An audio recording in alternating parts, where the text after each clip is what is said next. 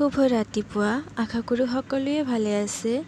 আজিৰ ভিডিঅ'টোত মই দশম শ্ৰেণীৰ প্ৰথম অধ্যায়ৰ বৰগীতৰ মূল ভাৱটো লৈ আহিছোঁ। ব'লক আমি মূল ভাৱটো আৰম্ভ কৰোঁ।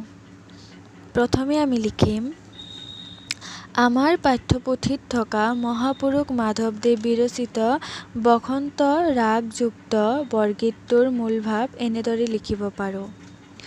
ভক্ত কবি মাধৱদেৱে ভগৱানৰ চৰণত একান্তভাৱে আত্মনিবেদন কৰি তেওঁক জীৱনে মৰণে নেৰিবৰ কাৰণে অতিশয় কাকুতি কৰিছে। ভগৱানৰ অপাৰ মহিমা আগম আৰু নিগম প্ৰভূতি শাস্ত্ৰত ভগৱানৰ বিভিন্ন মহিমাৰ বৰ্ণনা দাঙি ধৰা হৈছে যদিও একান্ত ভক্তি অবিহনে ভগৱন্তৰ স্বৰূপ উপলব্ধি সম্ভৱ নহয়। আনকি ব্ৰহ্মা দেৱতাসকলেও ভগৱন্তৰ প্ৰকৃত স্বৰূপ উপলব্ধি কৰিবলৈ সক্ষম নহয়।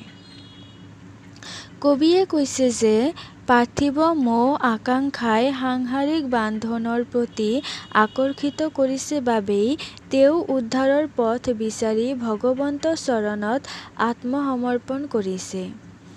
ভক্তৰ মনোবাঞ্ছা পূৰণ কৰি ভগৱন্তই কৃপা কৰিলেহে তেওঁ সাংসাৰিক মোহবন্ধনৰ পৰা মুক্তি লাভ কৰিবলৈ সক্ষম হ'ব। সেয়ে তেওঁ ভগৱানৰ চৰণত শৰণ ভিক্ষা কৰিছে।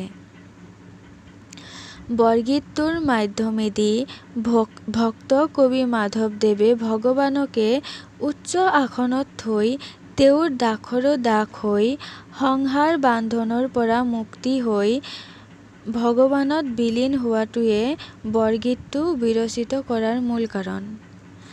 আমাৰ মূল ভাৱটো ইয়াতেই সমাপ্ত পৰিল আৰু আপোনালোকে জনাব আপোনালোকৰ কোনটো বিষয়ৰ ওপৰত উত্তৰ লাগে। মই চেষ্টা কৰিম যিমান সোনকালে পাৰোঁ আপোনালোকৰ সেই প্ৰশ্নটোৰ উত্তৰ দিয়াৰ কাৰণে। আজিৰ কাৰণে এইখিনিয়েই। ধন্যবাদ।